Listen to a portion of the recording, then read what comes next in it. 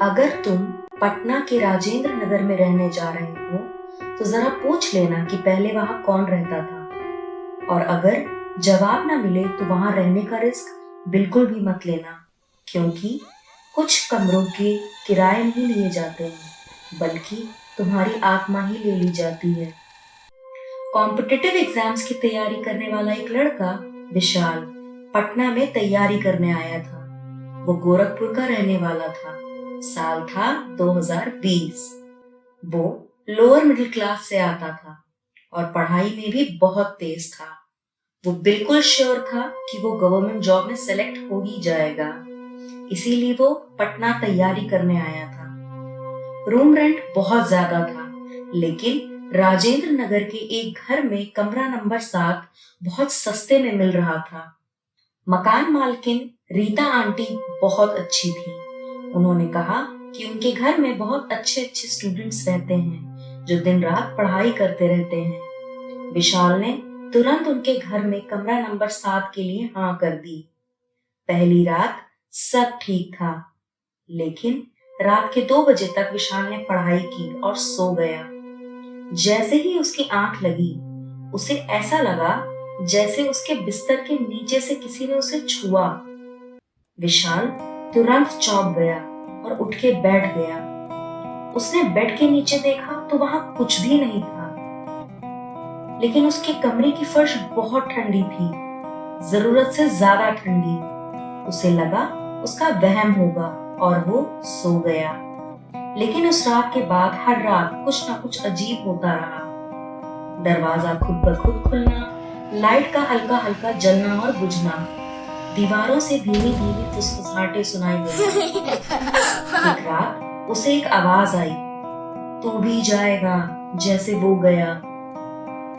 उसके बाद उसकी किताबें अपने आप अलमारी से गिरने लगी। एक किताब पर सिंदूर और बाल चिपका हुआ था और फिर एक काली परछाई दिखने लगी। विशाल देखते ही देखते वहीं जम गया। वो कुछ सोच समझ नहीं पा रहा था। विशाल चीखने ही वाला था, तब तक वो परछाई गायब हो गई। अगली सुबह विशाल ने रीता आंटी से पूछा, इस कमरे में पहले कौन रहता था? वो टालने लगी, लेकिन जब विशाल ने जोर दिया तब उन्होंने धीरे से कहा, 2017 में यहाँ एक लड़का रहता था, अमन। एक दिन वो अपने कमरे में बेहोश हालत में मिला था, लेकिन जब तक उसको हॉस्पिटल ले जाया गया उसकी सांसें बंद हो गई और वो खत्म हो गया। पोस्टमार्टम में भी कुछ निकला नहीं, इसलिए कभी पता ही नहीं चला कि उसे हुआ क्या था। उसके बाद जो भी उस कमरे में रहा ज्यादा दिन टिक नहीं पाया। विशाल में भी कुछ बदलाव आने लगे थे। वो बहुत शांत रहने लगा था।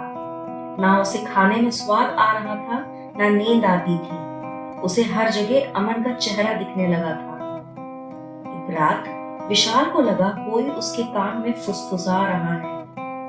वो लेटा रहा और डर के मारे उठा नहीं। उसने धीरे से अपनी आंखें खोली। उसने देखा रात 3 बजे उसके रूम का दरवाजा खुला, लेकिन उसके बाद विशाल हिल नहीं पा रहा था, जैसे किसी ने उसे जकड़ लिया हो। कोई उसके सीने पर बैठा था जैसे।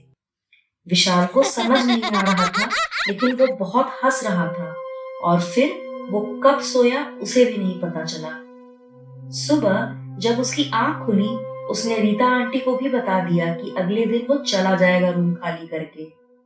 वो अपना सामान पैक कर रहा था, तभी अचानक से लाइट चली गई। वो परछाई फिर से दिखने लगी और उस परछाई ने बोला, किराया नहीं देना पड़ा तुझे, पर रहने का कर्ज जरूर चुकाना पड़ेगा।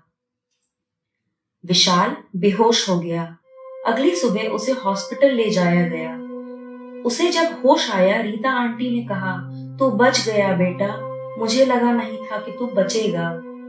विशाल अब दिल्ली में रहता है। वो बिल्कुल ठीक है, लेकिन जब भी कमरे में अकेला होता है उसके कानों में वो आवाज फिर से गूंजने लगती है और उसे बुलाती है, कमरा नंबर 7 अब भी खाली है।